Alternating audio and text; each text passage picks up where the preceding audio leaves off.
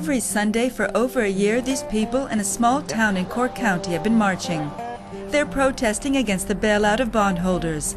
It's a deal they say never should have happened when back in 2008, the Irish government, scared the banks would collapse, agreed to give an unlimited guarantee covering most bonds issued by Irish banks. This means that despite salary cuts and new taxes, the government is paying back bondholders an amount that could reach 35 billion euros.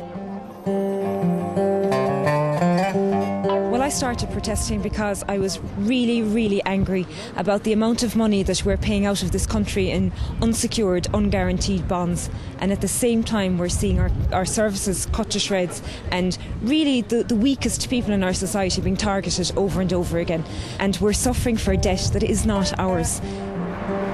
For the march organizer, Dermot O'Flynn, paying back investors who took a risk is unjust.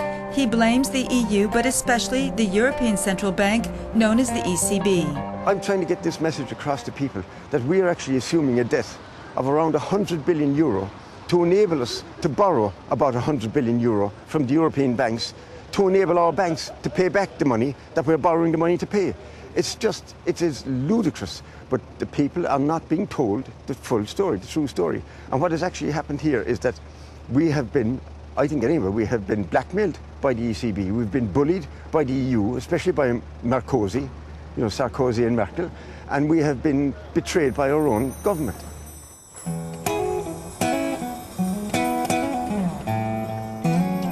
When Ireland's spectacular economic boom went bust 4 years ago, the financial crisis plunged the country into a devastating recession. And in November 2010, a bankrupt government signed up for an EU IMF bailout for some 90 billion euros. Although the IMF called for burden sharing, meaning bondholders had to take a loss, the European Central Bank disagreed and said Ireland had to honor its agreements to pay out the bonds. It was one of the conditions for the bailout.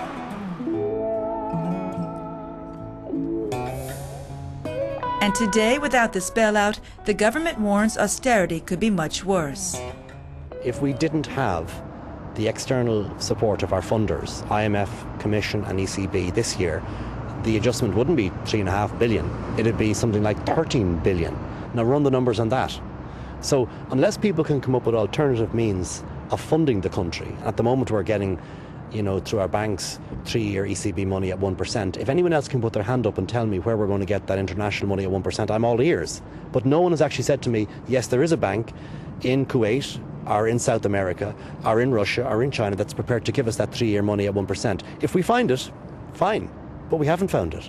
So people need to just realise we have a huge budget deficit. If the IMF and the Commission go with their money, the austerity will be 10 times what it is now.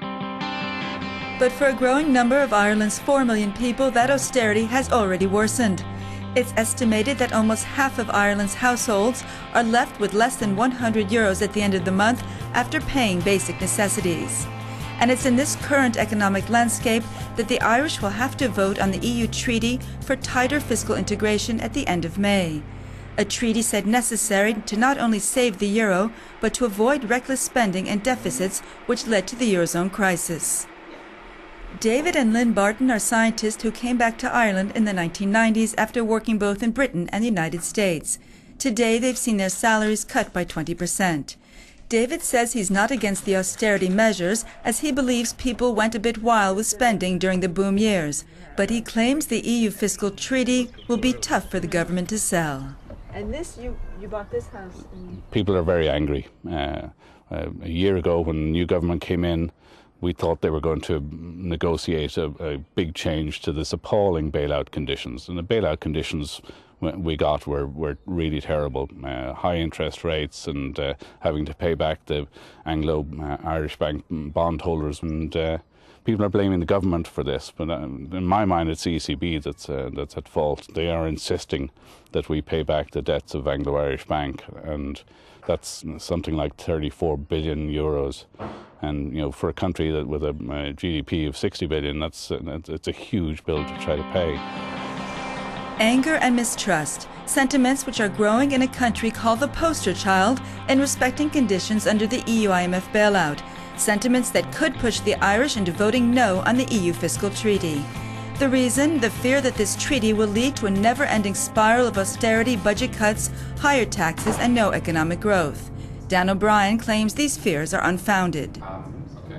Ireland is already in a very extreme position. It's one of the 3 Eurozone countries already to have been bailed out. So the constraints of this pact won't affect Ireland for some considerable time to come. Now, some people make the argument that this is effectively an austerity pact.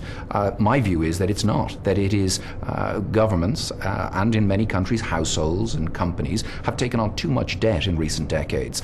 And we now know that it's just not safe to have that amount of debt. And Europe will need to spend a very long time, decades probably, bringing debt levels to a level that are safe. And countries will have to do that whether they have this pact or not, if they want to avoid the enormous risks of having very large debts that can suddenly explode if things go wrong.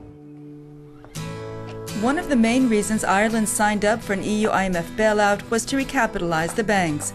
Banks on the verge of collapse after the huge housing construction boom went bust. But for a growing number of Irish homeowners, there seems to be little help from the banks or the government. Caroline Lennon is one of the 100,000 homeowners in negative equity, about 170,000 euros to be exact. Her salary has been cut by 20%. She's been trying to renegotiate with her lenders the terms of her mortgage. Even if she gives them her house, she's still liable for the negative equity. This injustice pushed her to create Irish Homeowners Unite. I'd have to be honest and say, I suppose initially it started out as being about, it was selfish. It was about me trying to mind what I had worked for. But very quickly, when I saw the difficulty that other people in this country are in, it became about, it's for the greater good. And it's saying, what is happening here is not acceptable. It's morally wrong. If people are trying to work with you, they deserve the respect. Sorry, I just feel a bit emotional now, but they deserve the respect of the people who are representing them and of the lenders in their country to work with them. That's all. We're not asking for something for nothing. We're very willing to the best of our ability to honour our debts. We're just looking for fair play. That's all.